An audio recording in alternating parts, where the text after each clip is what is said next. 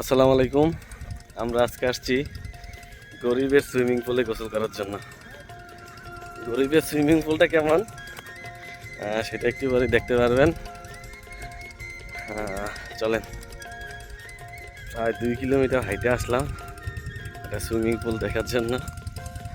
এটা আমাদের গ্রামের একদম কাছেই। আমাদের গ্রামে গরিবের সুইমিং পুল বলতে বোঝা হচ্ছে যে আপনার জমির ধান খেতে যেই ডিপ দিয়ে পানি উঠানো হয় ওইখানে, ওইটা কি গরিবের সুইমিং পুল বলে।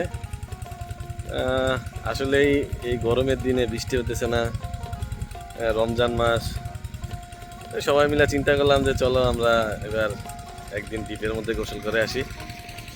তো সেই হিসাবে আমরা প্রায় 6 জন আসলাম আজকে। এটা হচ্ছে গরিবের সুইমিং পুল। দেখেন এখানে আজকে সবাই রোজাদার, হাবিব, রহমান, তাফসির, সাব্বির সহ আমরা আসছি গোসল করার জন্য।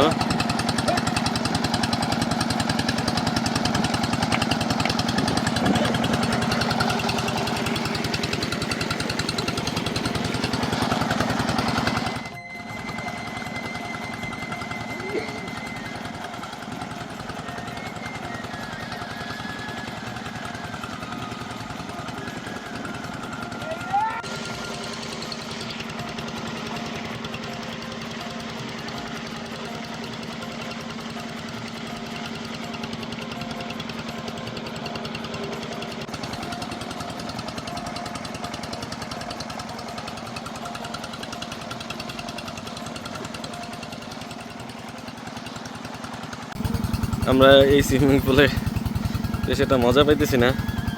ওই যে সামনে আরেকটা সুইমিং পুল আছে, ওইখানে যাওয়ার চেষ্টা করতেছি, দেখি ওইটাতে কেমন মজা হয়।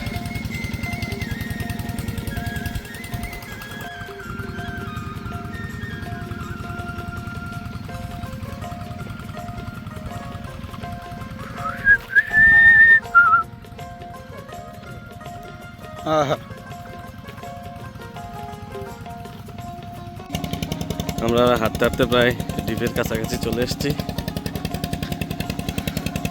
আমরা হাঁটতে হাঁটতে প্রায় 3টা ডিপের কাছে গেছি, কিন্তু 3টাই বন্ধ ছিল। সর্বশেষ একদম বিষ্ণুপুরের মাঝামাঝি আইসা একটা পাওয়া গেল। এখানে ওই যে রহমান, তাফসির, হাবিব ওরা অলরেডি নেমে গেছে। চলেন ওদেরকে নিয়ে যাই।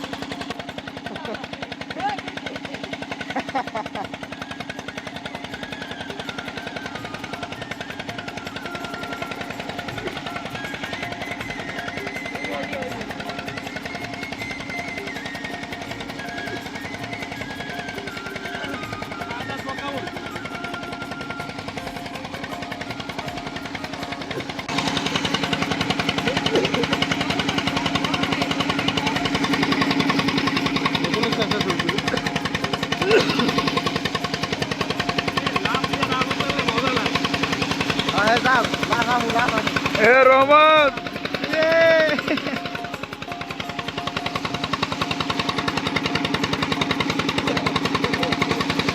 এ দাদা লঙ্গি বিজু নাই, লঙ্গি বিজু নাই, লঙ্গিতে বিজু নাই।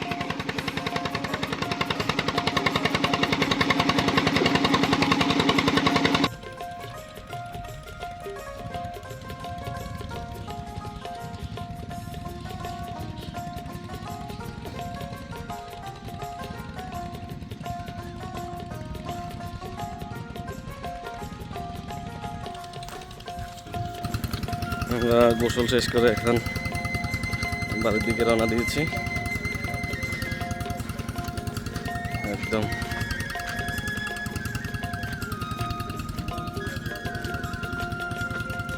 অনেকে আমার জিজ্ঞাসা করে যে আমি কেন গ্রামে থাকি, গ্রামে থাকার কারণটা দেখেন।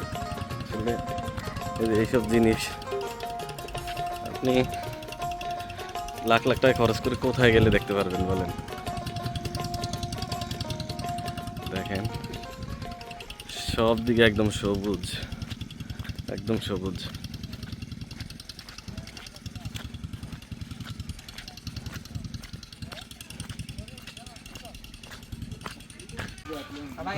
অবশেষে আমরা চলে আসলাম। রহমান, কেমন লাগলো তোমার কাছে? মারাত্মক। সাব্বির কেমন লাগছে? অসাধারণ। এক যুগ পরে ঢুকে বছর করছি, এক যুগ পরে আবার আসবানি? তাফসির আসবে আর? হাবিব কেমন লাগছে তোমার কাছে? অস্থির লাগবে ভাই, ছবির বেশি সুন্দর। আচ্ছা ঠিক আছে, সবাই ভালো থাকেন। আবার নতুন আরেকটা ভিডিওতে আপনাদের সাথে দেখা হবে। ধন্যবাদ সবাইকে।